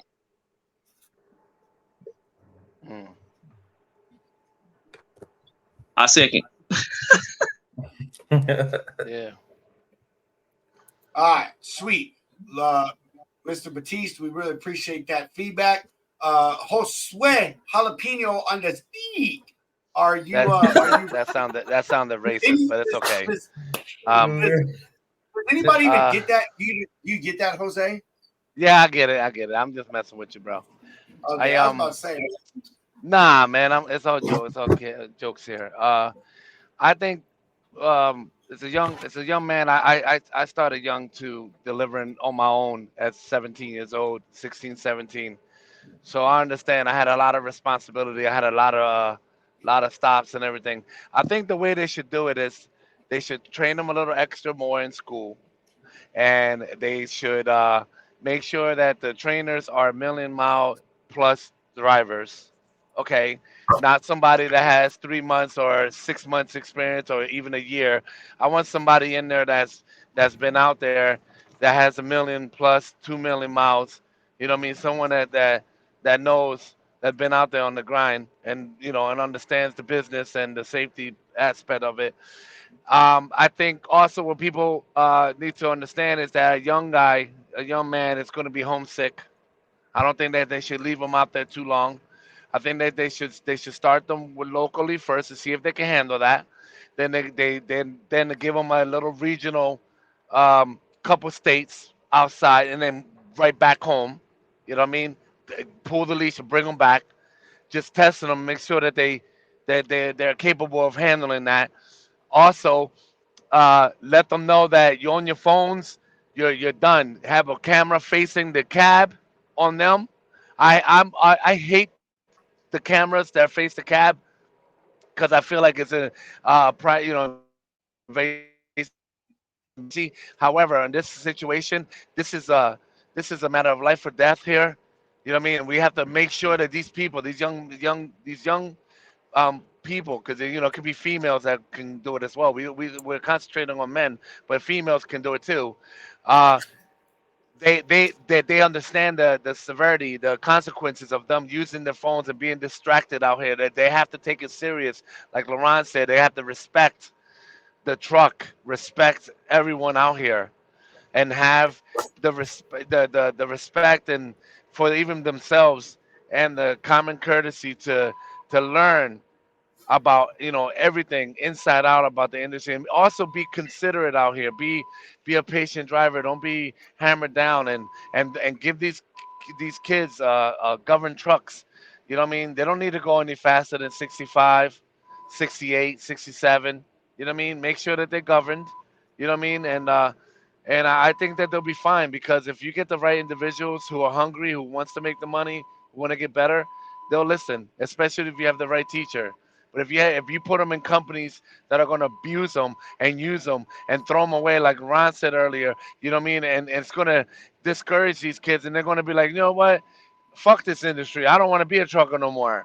And they're going to do something else. But if you treat them right from the beginning and show them the right way and open their eyes and see, and they'll see that they can make money out here, they just got to do things the right way. And also show them how to take care of the vehicles, so this way they're on the road more instead of in the shop. So I think it could be done. You just got to get the right individuals behind the wheel, people who I wants it. agree, man. I agree fully, man. Leadership matters, right? And I mean, Yeah. I believe that the long term implications of doing something like this could hold a lot of benefits for the industry, just because at the age of 28 you could potentially have a driver that already has accumulated 10 years worth of experience. But again, Exactly. the leadership matters, right? Is it a risk in the beginning? Absolutely. But that's why I Yeah. said when I first started speaking on it, it's about the training. The training is the key. Training is the Hmm. key in any industry that you're a part of. Nobody can go do any job without being trained. So if you're gonna put an Correct. 18-year-old person on the road in a truck, you have to make sure you have somebody that is qualified to train them, and then they have to go. Then they should have to go through a certain screening criteria before we say we're just gonna turn them loose. We got to know that they have the mental capacity to go out there and be successful, because being on the road is demanding. It is very demanding. But if you train them right and you groom them in the industry the right way, I think you can create a Yeah. more experienced driving And force start them later off on start down the them off line. as seniors. They can go after school and go to the school for a couple hours and start learning it before they turn 18 at 17, and then they'll sharpen their skills. They'll get their the knowledge of the law down packed, and you know what I mean, and they have somebody that puts them under the wing, and a mentor. Like everyone has a mentor. They have somebody that can call, what I mean, at 24/7 if they get into a jam out here. You know what I mean? Don't be afraid to call me. Call me anytime. Kind of like a AA meeting mentor. It's the same way. With leadership is. You know. You know what, man? The Grammy. Forget the out of time shit, man. This is the Oscars. I got my Oscar right now. I don't care about the time. Hey, You know what I mean? Jose, Shit. Jose, I honestly, And let I that agree man with speak. Let that man speak, bro. I hold on, and I agree with everything he said, but we got to abide by the time, and we need to let Ticket Money speak, and then I want to have my little 2 Right, minutes. right, And right. but I agree with everything you said, Jose. I really do. Uh, Chris, go ahead, man. Say your little piece. Um, I, my deal's pretty simple. I am absolutely 100% against it. Okay. We can't even trust these little shysters to not eat Tide Pods, let alone drive a truck. Are you kidding me? Amen, bro. Uh, Preach. I mean, Preach. here's the thing. Yes, we can send kids to war. They're signing up for that. Okay, I get that. But I mean, most of these counties, cities, and states, if not all of them by now, have implemented that you can't even smoke a cigarette until you're 21. You can't drink a beer till you're 21. You can't get good insurance rates until you're 25. It makes you step back and think, why would they implement these things if not to trample on a man's freedoms after they're supposedly you're able to vote at 18, but you can't have a beer? Really? Amen. Right? You're able to go to war, Amen. but you can't have a beer. You're now it's going to be you're able to drive a truck, but when you done spent 14 hours or 2 weeks on the road, you can't come home and have a beer. Really? They're implementing all this stuff and then saying on one hand, well, I think we could trust them. Well, then you better start opening up other measures of trust there, because seriously, you're trampling all over everything that you're saying to begin with. It's Amen. hypocritical. At the end of the day, what they're doing is they're coming out with all these implications and laws, and this to drive down costs, save them money, and further enslave us. And we got to wake up and smell the damn coffee. Everything comes back to money and power. Who has the money? Right? Who And control. he That's who it. has the money has thy power. And that's just the way it is. That's the way it's been for over 100 years. It's not going to change. But what they're doing is they're saying that this 18-year-old kid, it's okay for that 18-year-old kid to go out there and kill that family of four. Because That's beyond deep. training, think But about they these can't have a schools. beer. And they can't have a beer. Yeah, You know, They can So, go you know, serve I got overseas, a but they can't question have a for you, beer. Chris. It's ridiculous, man. Can I ask let you a me question? finish. Oh, Can go I ask ahead. you a question? I'm sorry. I just so anybody who gets in the truck has the possibility of killing somebody, right? So there's not many 18-year-olds driving 18 wheelers right now, and we have accidents every day. So, and I'm not saying that because I hear exactly what you're saying, and that's why I said it in the beginning. I have mixed emotions about it, but I just want to get your thoughts on what's the difference between an 18-year-old potentially getting in the vehicle and hurting a family than a 30-year-old getting in the vehicle and hurting a family, like or 40-year-old, right? Because nobody with any amount of experience is above having an accident, because accidents happen. But I think saying that it's I think I don't think it's necessarily every 18-year-old kid that gets an opportunity to drive a truck, like the masses are not coming to drive 18 wheelers. I think there are specific groups of kids that'll come out and say, I want to drive an 18 wheeler. So these are people that probably grew up around the trucking industry more than likely. um so what are your thoughts on that, man? Like, do you think it's a difference between an 18 year I old and a 35, 40-year old having an accident? I believe that there is a huge difference and possibly impact. You're talking about, I mean, we're gonna anybody is gonna be messed up from something like that. I know older people that have been in accidents and they never got in a truck again. But how are we gonna? Mental health is already a huge thing, and we're becoming more aware of drivers' mental health.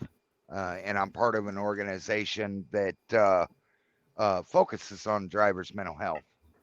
But at the same time, what are we doing to these kids and saying, yeah, okay, you turned 18. Let's stick you behind the wheel. Let's go do this. We already know schools don't train them for shit. We already know that there's mentors or coaches or driver trainers that have had 3 to 6 months out there themselves, and they don't know anything. They don't have the experience to tell that new driver what to do or how to respond to something specific that's happening. So we already know that these things happening. Now, what are we doing with these kids' mental health to begin with because you know that these companies are not going to be focused on how that driver feels, what they're thinking, how they're responding to any situation out on the road. Yeah, we could send them to war. And I mean, but they can't have a beer, they can't have a cigarette. So why are we sending these young kids to If war, whether it be in if another I could chime country in, or in a truck or in a truck? Why are we putting right, them in those situations at all? right. They're, If I could these chime kids are in not real the quick, and same as our era. Yeah, Ron, you got the floor. you 100% right, bro. You know what I'm saying? This ain't the 50s and the 60s no more. You see what I'm saying? This ain't the 40s and the Facts. 30s. We're not dealing with the same beast that we had back then. You got to understand, you know, when you ask the question, what's the difference between an 18-year-old and a 30-year-old getting in an accident? There is no difference. It's about the prevention. You see what I'm saying? We're talking about the maturity level. You can give a 18-year-old a scat pack right now. What you think he's gonna do with it? He gonna test it. You see what I'm saying? And you can't blame him because his mind is immature. You He saw gonna that, drive like and he I'm stole speaking it. in right. I'm speaking in general. I'm not speaking on specific a specific individual, but I am speaking in general. In general, you know what I'm saying. We like you said before, uh, uh, Mr. Ticket Money. You see what I'm saying? We cannot trust the youngsters. Look at what they doing out here, bro. Like Bro, most I of them don't is think you take. can trust adults either, though, bro. Like, I mean, if the whole conversation is based on trust, and again, just to kind of play devil's advocate, there's no training for scat packs. There's no training for Hellcats. An 18-year-old goes and buys a Hellcat, then an 18-year-old is going to go and do what an 18-year-old does in a Hellcat. But if you put an 18-year-old in an extensive training program, then they're That's the learning that key. that is the key, right? Like, it's the key with everything. Common 18-year-olds But in you the can sense. country. train. Okay, so you Common can train sense the can't police. teach. You can train the police on how to be a perfect police officer. You see what I'm saying? And he's still gonna go out and make decisions based on his thoughts, his morals, his values, and how he feels in a moment. You see what I'm saying? We're So we're all human. this is no different. We all Human, exactly. We all human. human instinct Thanks. will override training. Thank you. Nine times Every out of day, every day. I believe that all day. Every We're day. not robots, and that goes by. We can bring the whole AI thing back up. You know what I'm saying? And that's what that's what they want. You're not going to be able to take an 18-year-old and take his just you're not going to take his desires away. He doesn't have the life experiences. He's going to want to test the levels. He's going to want to see how far he can go. You see what I'm saying? I don't give a damn how much training you give an 18-year-old. He out here, he got a semi that can do whatever. He got a big cat, he can open it up, run 100 miles an hour with 35,000 on his back, whatever. Get it. As soon as somebody turn their back, he's going to do it. Hmm. Mhm. And that's the biggest thing that I wanted to point out to with the Common little bit of sense, time man. I have left here is the difference between an 18-year-old and a 30-year-old getting into an incident or an accident or something major is how they're going to respond to that Hmm. particular situation. Amen. Absolutely. It's not that they're in the incident. That can happen to any one of us at any point in time. No doubt. I mean, I've had an incident. It wasn't a wreck. It was a trailer sliding off on private property in an ice bank. But how I responded to that situation will be 100 times different than how an 18-year-old is going to respond. Amen. There is no training for that. It's a maturity You level. you you Period. End know of you Amen. story. know, It's a and maturity I thing. think I think man, I understand exactly. You're not gonna make it through there. I understand exactly what you guys are saying. I think my perspective is different because of my experiences, right? So I've been deployed 3 times. There was an 18-year-old kid that saved the colonel's life. So like there was a colonel that was this 18-year-old kid was driving a semi truck across Iraq. Has anybody ever driven a truck in Iraq in this panel? Mike Right. So 88. Wrong. Mike okay. 88. So listen. So you driving a semi truck, right? Out there's bombs. So if an 18-year-old can be trained to drive in an environment where there are bombs and people literally shooting at you, I don't see why they can't be trained to drive in an environment where there's no hostility. It's only about decision making. And I again, agree. you cannot tell me that there's a difference between a 18-year-old making decisions and a grown up. Yes, there's life experience, but training matters. That's why you have training. Training is everything. Leadership is everything. Mentorship is everything. It's a lot of experience on this panel, and I refuse to believe, like Chris, I refuse to believe that you can't train an 18-year-old to drive. You sound like a very experienced person. So are you telling me that you don't have enough confidence in your ability to take an 18-year-old kid and teach them how to drive an 18-wheeler the right way? I I am not saying that I can't teach an 18-year-old to drive. I'm not saying that I can't teach an 18-year-old to uh, gain the necessary knowledge to maintain equipment and be safe and do that part of the job. That's not what I'm saying at all. What I'm saying is that there is not a person out here that can teach an 18-year-old how to respond to a situation where they just killed that family of four, because they, with maturity comes wisdom. Okay, with That's maturity fair. comes wisdom. That's what I'm saying. Yeah, So it's hard that to recover 18 year from old that. does not have, an 18-year-old does not have the maturity and wisdom to respond to a situation that they themselves may have already created or may not have created. They may have just whacked into somebody. I know any one of us are going to have an emotional response to that. But that emotional response to that situation is going to be different. I'm 43 years old. That 18-year-old is not going to have that same response. They're going to be more freaked out. They're going to be Amen. more emotional. Their their decision making skills, no matter how they've been trained, their decision making skills are already shit because nobody can teach maturity and wisdom. Well, if I could add this point right here, and everybody on this panel know, we know the law in trucking. If you're falling down let's say you're falling down a 12% grade, you got 27,000 pounds on your back. That's not that heavy. Your brakes go out. There's a family of four in front of you. Legally, what are you supposed to do? You run that bitch into the side of the cliff and kill yourself. And kill yourself. Legally, that's your responsibility. How many 18 year olds out here can make that decision? I'm not saying that none can. I'm talking in general. Once again, we're talking about the mass that they're talking about bringing in.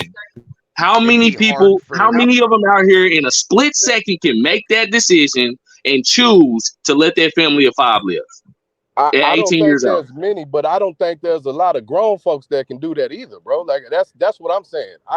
I don't think I- there's a lot of 35 or 40-year-olds that can make that kind of decision. Because again, yeah. there's no 18-wheelers on the road right now, and there's accident. I mean, no 18-year-olds on the road right now, and there's accidents every day. B, you know what I'm saying? Like, It there's, depends on the Focus. individual Focus. too. If the individual, everyone's different. Agreed. Everyone's built Agreed. different. So, like And you that's said, true. you get All of proper our training. experiences are different, and Yeah, proper training is a factor. I'm not saying that it's not. We can common sense.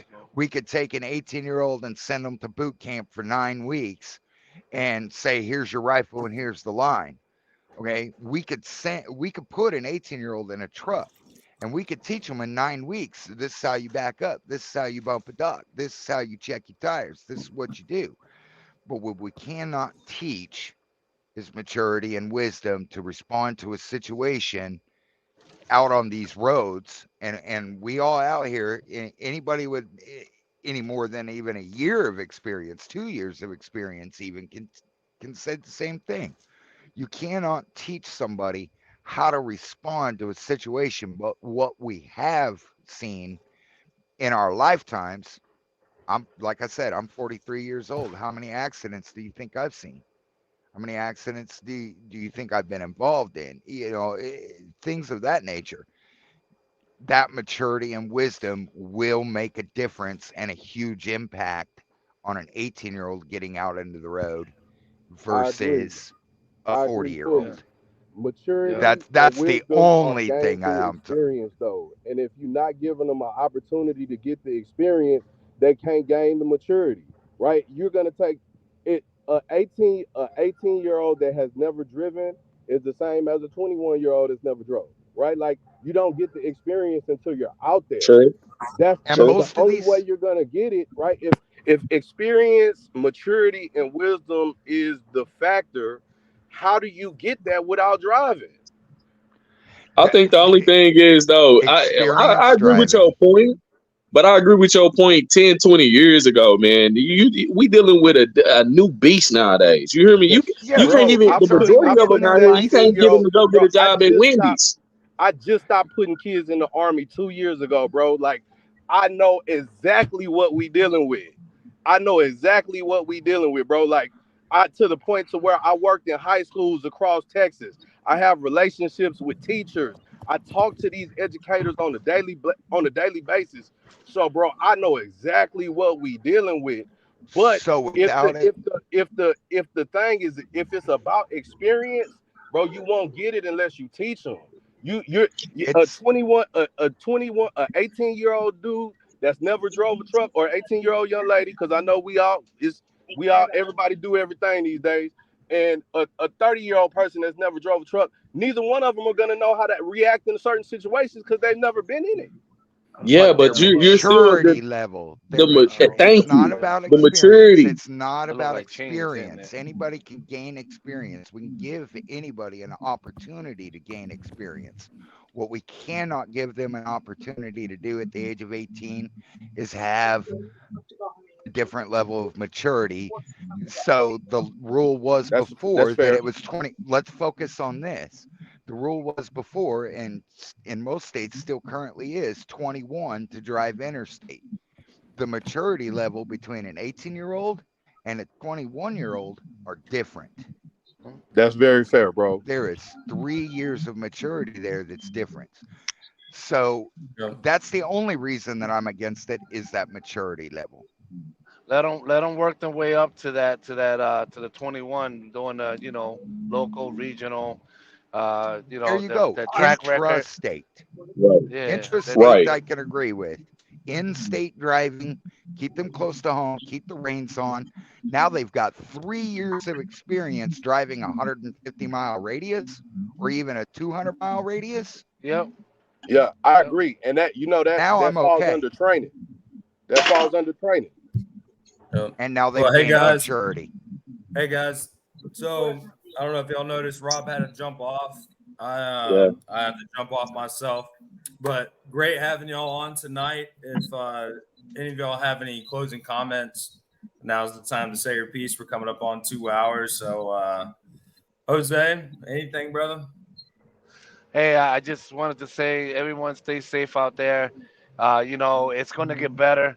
I know things looks like crap right now for us, but if we stick together and just keep informing each other and just doing the right things, and doing right by your family, by your spouse, and with yourself, and respecting others, good things will happen eventually. So just keep a positive attitude out there. Laws of attraction will be on your side as long as Amen. you stay focused on Mhm. that, and Yeah. don't worry about the negatives. Live in Yeah. the present, and build for your future. That's all I can say about that. Thanks, sir. Taking money. What you got? Put God first, by the All way. there you go. All I've got to say is do each of us out there has a responsibility to just do the next right thing, and that alone says a lot.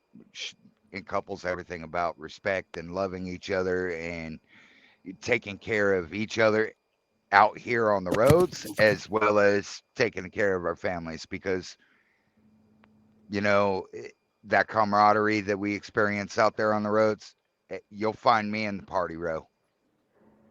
And we call it party row because that's where the family party's at. And we break out the barbecuers and the brisk iced teas. I'm going to say it like that because we know that's not what's broke out. But hey, we're gonna have iced tea and we're gonna have barbecue and we're gonna have a good time. And I love each and every one of you out there.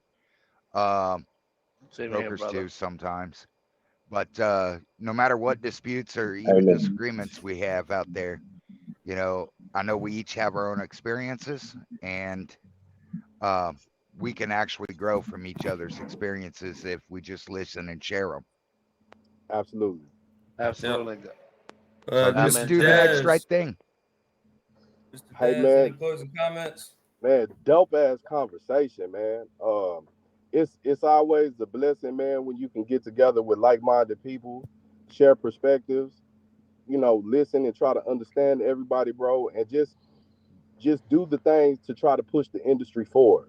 Right? I think the one common goal that we all have is to push the industry forward and you know, solve whatever problems we have. So don't ever take my chat, bro. I just think and I have a perspective and I want to share my perspective with everybody. And bro, I enjoy being a part of stuff like this, man. Y'all are truly industry leaders, industry professionals, man. I respect and admire each and every one of y'all, especially y'all that are still driving. Bro, I have never had the experiences that y'all have out there on that road. And I appreciate each and every one of y'all and everything that y'all do, man. And I really enjoyed this conversation, bro. Super dope. Yes, sir. Thank you, Dez. Mr. Marple. No, everybody just be safe, man. Everybody, you know, just be safe. Basically, everybody, you know, keep a cool head when you're out there. You know, basically, you know, like we were saying, experience, like you guys were saying, experience. You know, we're out there on the roads every single day, so you know we know when to hit the brakes, when to slow down. We know when something's about to happen. You know, just everybody be safe, keep your mind, you know, keep your head on a swivel, and keep your mind open. That's about it. And last but not least, Amen to that, brother. Ron. What's up, my guy? But hey, man, I just want to thank everybody for having me. You know, this has been a great conversation for sure, and everybody that tuned in. You know, I definitely want to come back on. I definitely want to do this again, but I want to leave everybody with a message. You know, the only way we gonna clean this up, the only way we're gonna be able to, you know, build back that camaraderie that we need to have, and truly be able to take care of our families the way we need to. We need to stop this division crap, man. We got to erase that line. You see what I'm saying? We got this finite line between carriers and brokers, just like, you know, Republicans and Democrats and all this other crap. But truth be told, it takes every last one of us doing what we doing responsibly, with experience, with maturity, however you want to put it. You know what I'm saying? To make this happen, and we have a hell of a responsibility in front of us. We need to start being, you know, more honest with one another, having honest conversations. We need to stop these blurred lines and just, you know, lay it all out on the line, you know, because at the end of the day, we're all responsible for what's going on. So, you know, I love my brothers on the panel. You know, this has been awesome. I appreciate y'all for having me. Beautiful, man. Well, hey, seeing some new faces here today. Jose, Mr. Marple. Great having you all here, man. Ticket Money, LaRon, Dez. Y'all come back anytime. Rob said sorry for jumping off so early, but we definitely want to do this again, man. You know, kind of like a carrier roundtable. Get a lot of cats in here that, you know, have the experiences and really just share the story, you know, past history, what we're doing now, and what we're seeing for the future. So with that being said, fellas, thank you so much again for being here. Everybody that's watching now or watching later, thank you for joining the lounge. We'll see you all next Tuesday. And with that said, peace out. Peace and love. Good one.